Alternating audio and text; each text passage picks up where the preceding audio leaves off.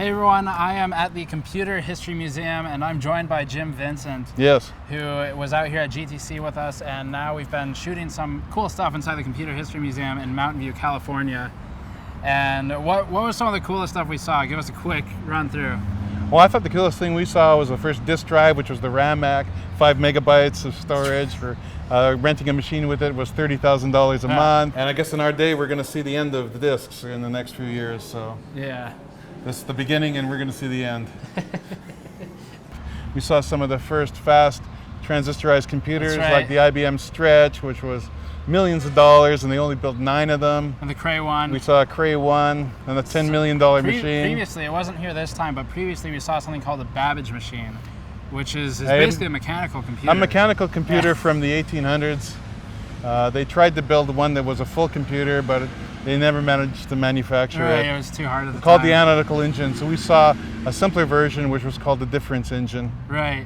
And then there's a PDP machines. The PDP-1, which was the game, made the first computer game, Space War.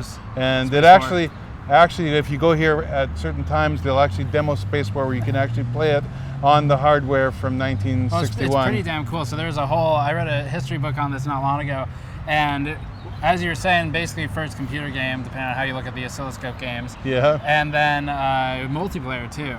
It was multiplayer, 2-player game. Yeah. And that was, I mean, that's a big deal. It was a sort of smash hit on college campuses and things like that. And that machine had a whopping 9 kilobytes of memory. Yeah, and was, how expensive was it, do we know? They had the price, it was $120,000. Something high. For a 9 kilobyte machine in 1961. Right. That took up a large amount of space. Yeah, it was big. Yeah. And a lot of electricity. you would pay big bills on that one. Yeah. Yeah, we were not allowed to use flash or any additional lighting because none of the artifacts, they don't want any of the artifacts damaged by any ambient lighting. And some of it's pretty damn old. I mean, we saw like analog computers in there.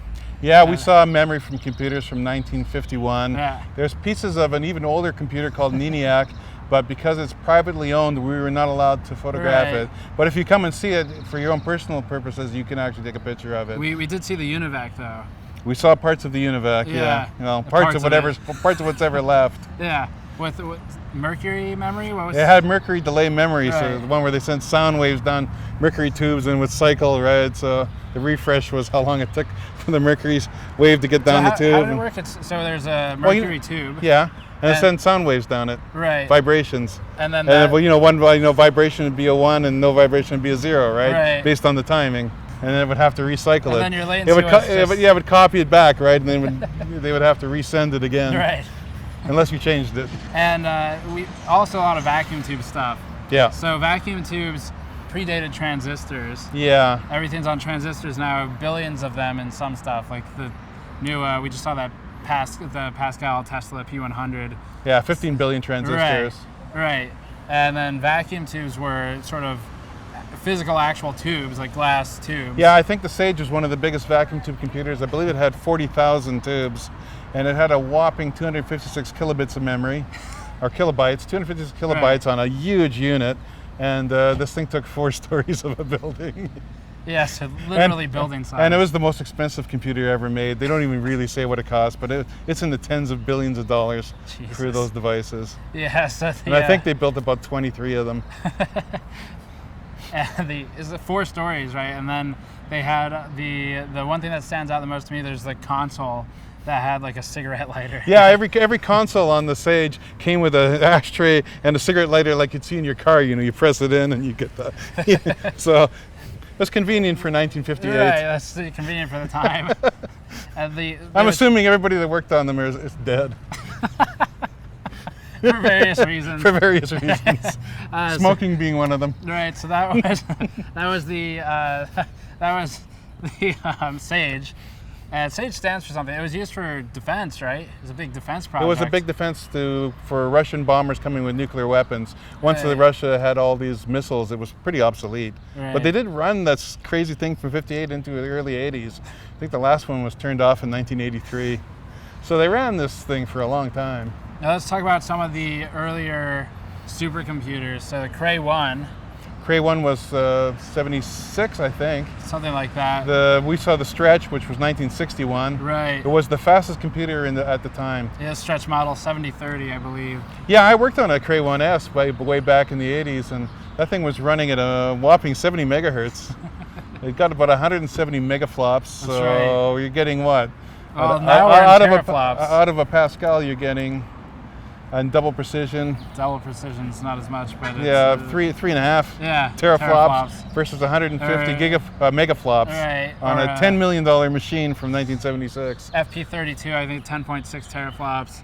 If you care about FP16, then 20 teraflops. Cray was FP64. Was it? Okay. Yeah.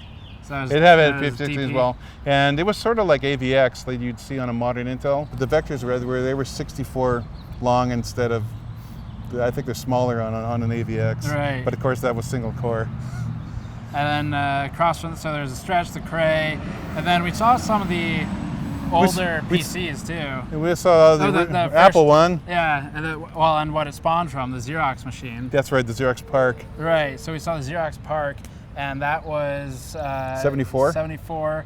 And next to that in the Computer History Museum was the first prototype of a mouse made out of wood. Yeah, that was from the 60s. It was a replica, technically. Yeah, it was a copy, but it was from the early 60s. It made out of wood. It had one red switch on it. That was your mouse button. Yeah, it looked like it didn't look too comfortable. No, I mean it's literally holding a wood block.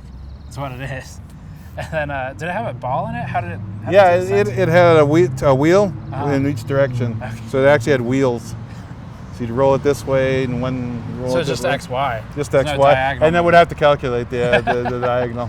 And near that we saw some of the earlier mice that were, there's like a 3-button ugly beige thing. That was from the park. Oh, was it really? Yeah, the one that was right beside the wood mouse was from the park. So that was the park.